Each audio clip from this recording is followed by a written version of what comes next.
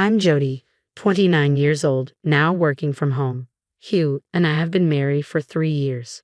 Before transitioning to remote work, I held a consulting role at a major corporation, overseeing online operations. The decision to freelance came unexpectedly after I became pregnant, prompting me to leave my corporate job. Thanks to my background in marketing, I've been able to secure consulting projects and manage online operations, which has been financially rewarding. Hugh doesn't fully grasp the nature of my work. He doesn't realize that I earn an income, viewing my job more as a hobby. Working from home has afforded me flexibility, allowing for a peaceful pregnancy and a safe delivery of our daughter Caddy. During the initial month post-delivery, I stayed with my parents, relying on their support. However, Hugh kept urging my return, prompting me to shorten my planned 3-month stay to just 1 before returning to our apartment. Since then, I've managed to balance work and childcare without financial issues.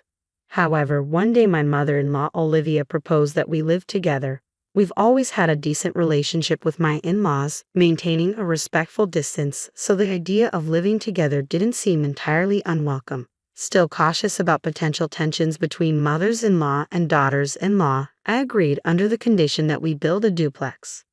My in-laws were delighted with the prospect of living together under any circumstances, so I swiftly found a construction company that accommodated our requirements and oversaw the purchase and construction of the property. Approximately 6 months after we first discussed living together, our new home was finished. It's a duplex with shared spaces, including a common entrance.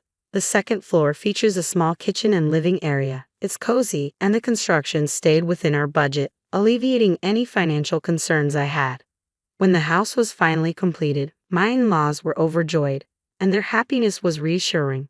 Olivia enthusiastically volunteered to take care of Caddy, our daughter, which initially seemed like a great help for my work. However, those hopes were quickly dashed. Once we began living together, Olivia started imposing household chores on me even during my work hours. She'd barge into my office without regard, demanding, "I'm hungry, make me something right now," or "hurry up and do the laundry, there's dust everywhere." She'd even guilt-trip me with, "If you don't clean, my allergies will act up," and complain about Caddy's cries, insisting, "She's noisy, do something about it." These constant interruptions made it nearly impossible to concentrate on work. Consequently, I often found myself working late into the night, struggling to balance work commitments with caring for Caddy, which took a toll on my mental and physical health. When I confided in Hugh about Olivia's behavior, he didn't support me. "You're the wife, you should naturally obey," he would say dismissively. His criticisms escalated with each complaint I raised. Even when I asserted, "I'm not just playing on my computer, I'm working seriously," he refused to believe me. Cody, my father-in-law, appeared to echo Olivia and Hugh's beliefs. "Working from home isn't serious, it's more like a hobby," he would often remark, showing little faith in my work. This constant skepticism began to erode my confidence, leaving me afraid that I was worthless and might eventually be abandoned due to my perceived inadequacies. Then, one day, when Hugh was off from work and everyone was at home, I was working with Caddy beside me when Hugh abruptly burst into the room with a loud noise. "Come to my parents' room right now," he demanded, completely disregarding Caddy, who started crying in response to the disturbance. It seemed deliberate. He must have known Caddy was there. Frustrated by Hugh's and my in-laws' lack of consideration for my work, I comforted Caddy and reluctantly headed downstairs. Entering the living room, I found my parents-in-law and Hugh engaged in animated conversation. Irritation began to simmer within me, reaching its limit. "What's going on?" I asked calmly, settling down with Caddy in my arms. The three of them continued whispering, their secretive demeanor making me uneasy as I waited for them to include me in the discussion. Then Olivia cleared her throat dramatically and fixed me with a stern look. "You need to leave this house," she declared abruptly. I was taken aback by Olivia's sudden statement. What did she mean by leave? Was she suggesting I go back to my parents' house temporarily? "What do you mean?" I asked, trying to steady my voice as I stared back at her, searching for an explanation. "It means exactly what I said," she sneered, folding her arms defiantly. I glanced over at Hugh, hoping for some clarity, but he just kept smiling placidly. Is he out of his mind, or am I losing mine? I wondered silently. Determined to understand, I took a deep breath and calmly asked Olivia to explain her statement. Her eyes gleamed with a vindictive satisfaction, and she launched into a diatribe with a smile that mirrored Hugh's. Every day, you neglect the housework, let Caddy cry endlessly, and just waste your time playing with your computer and phone. I don't know if you're solely relying on Hugh's salary, but you never heed advice, acting like a parasite, Olivia continued, her laughter ringing out as if she found the situation amusing. I'm sorry if the housework isn't up to your standards, but I do the essentials.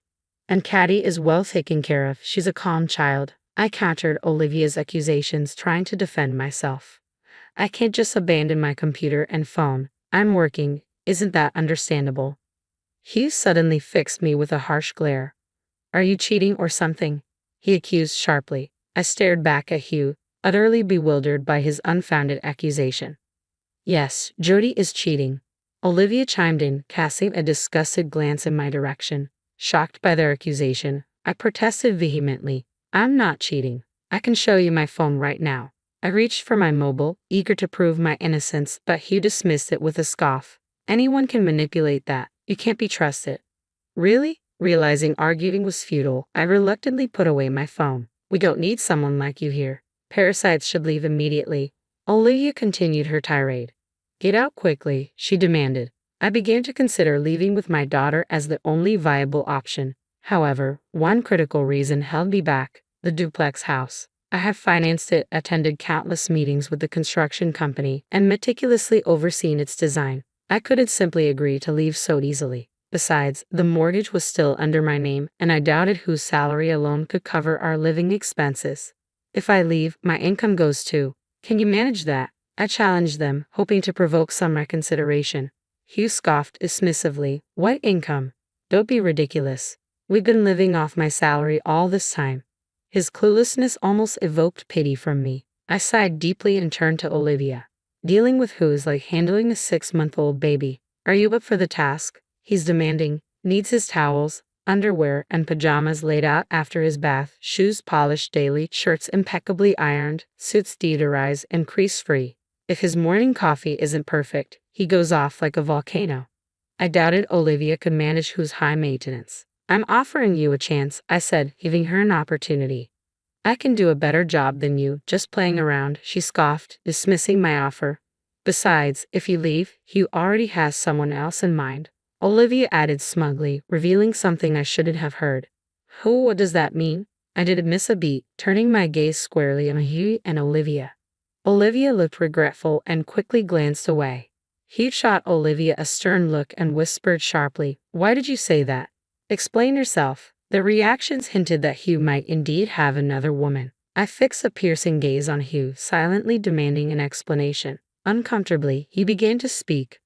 Apparently, for a few months now, I've been seeing a woman named Carol, Hugh admitted in a low voice. She's in her early 20s, and she was smitten with me from the start, during a business encounter. After she made her feelings clear, we started dating. Carol is beautiful, poised, and has a great personality, he added with a laugh. I found it hard to believe, considering Hugh's appearance. I couldn't imagine such a young woman being interested in him. Half skeptical, I asked Hugh for proof, thinking, if this is true, I need to secure some kind of compensation. Hugh showed me his WhatsApp conversation with Carol. As I expected, most of the messages were from Hugh, suggesting dates and paying compliments. However, Carol appeared uninterested in anything beyond professional matters, responding with polite but brief messages. There were no emojis or informal language, just straightforward replies. Taken aback by Hugh's smug expression, I struggled to find words. Quietly, I captured screenshots of the conversation, transferring them to my phone and saving them, just in case they might serve as evidence later. Then I'll leave, I stated firmly. After everything that had unfolded, any warmth I had felt toward Hughie had evaporated, and I no longer cared about their reactions. I'm taking Caddy with me, I declared, observing Hugh and my parents-in-law seemingly pleased by my decision to depart. Hugh's demeanor shifted abruptly, his hands dropping to his sides. What are you talking about? You can't raise Caddy without any income, he objected sternly. Leave Caddy here. Don't be irrational, my parents-in-law chimed in, failing to grasp why I insisted on taking her with me. As far as I'm concerned, I see no reason to leave my daughter in this situation, I argued firmly. I have my own income, and I can't leave her with people who can't adequately care for her. When Caddy grows up, she'll work hard, and I'll support her, I continued, trying to reason with them. Hugh interrupted with nonsensical remarks as I spoke, further frustrating me. Why would I leave Caddy? What kind of father does he think he is? My anger surged, fueled by Hugh's self-centered remarks, oblivious to the repercussions. He's even treating our daughter like a pawn. Fine then, let's settle custody in court. Get a lawyer ready. In the meantime, I'll take care of her. I knew arguing here would only escalate tensions with Hugh and my parents-in-law. Confident in my decision, I resolved to proceed with legal action without hesitation. Once they acquiesced, I wasted no time in making preparations to leave.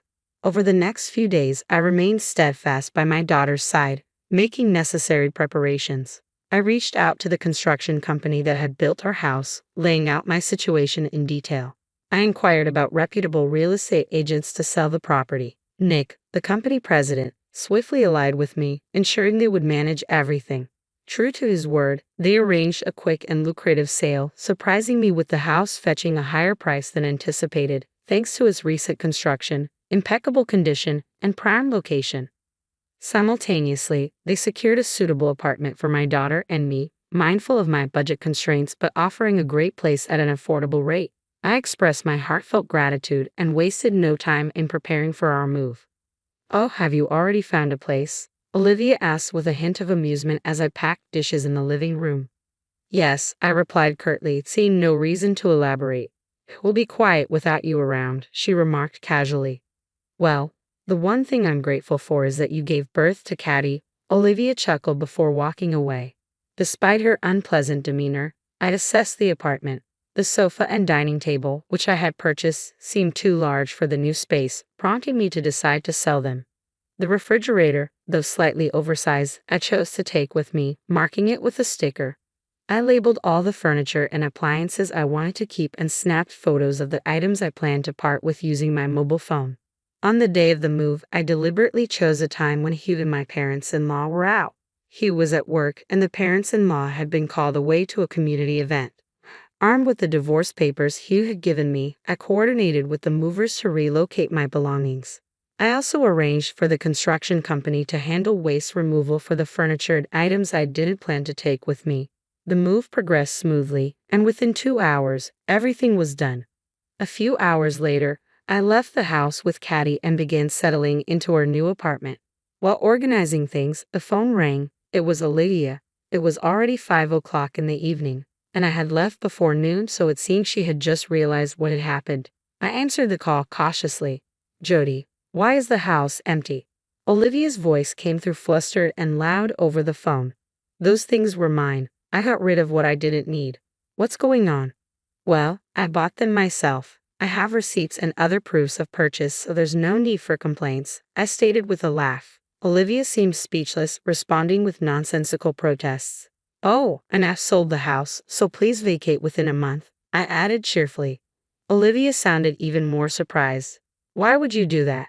The house is in my name since I oversaw its construction and have been paying the mortgage. Olivia tried to argue, but I ended the call before she could say more. Afterward, I received numerous calls from my parents-in-law and Hugh, but I chose to ignore them all. My priority was swiftly settling the apartment for Caddy's comfort, leaving no room for distractions.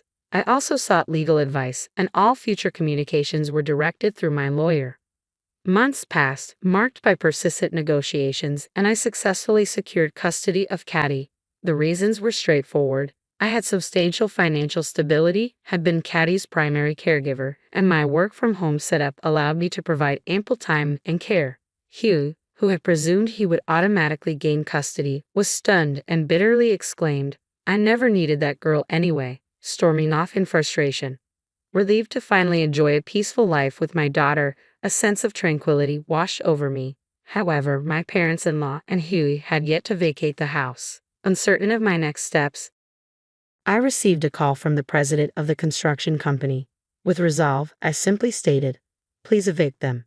Understanding the situation, the president chuckled heartily and assured me, "Consider it done," before ending the call. I'm not sure how the president managed to persuade Hugh and my parents-in-law to leave, but it must have been quite a feat. A few days later, I received word that they had moved out, and I was impressed by the efficiency. Even that brought a sense of relief to my heart. However, several months after the divorce, Hugh reached out to me. What? By then, the divorce was finalized and my parents-in-law had mostly backed off, so I hadn't blocked his number. Yet, I immediately regretted not changing my phone number or maintaining the block. Ah, it's been a while. I was just thinking maybe you were starting to miss me, Hugh said. What is he even talking about? I felt more liberated than ever after the divorce, not having to worry about him. Still, I listened to Hugh's words. Apparently, Hugh had been dumped by Carol and thought I was his only option left. The way he got dumped was quite something. Right after our divorce, he went to Carol and said, "We could be together now." She responded very coldly, mistaking her professional demeanor at work for something more personal. Hugh even showed up at her home, resulting in a restraining order from the police. I recounted. He claimed, "I dumped her, but frankly, I had no interest in his story." I hung up while he was still talking and promptly blocked him. I blocked all messages and later changed my phone number, starting fresh. From mutual friends, I heard that after the incident with Carol, Hugh had trouble at work and clashed with clients. Eventually, he resigned. Struggling financially, he constantly asked various people for loans. Perhaps my parents-in-law are looking after him, but with his modest income, it's unlikely he's leading a stable life. As for me, I'm living a fulfilling life with Caddy, focusing entirely on our present, which brings me immense happiness.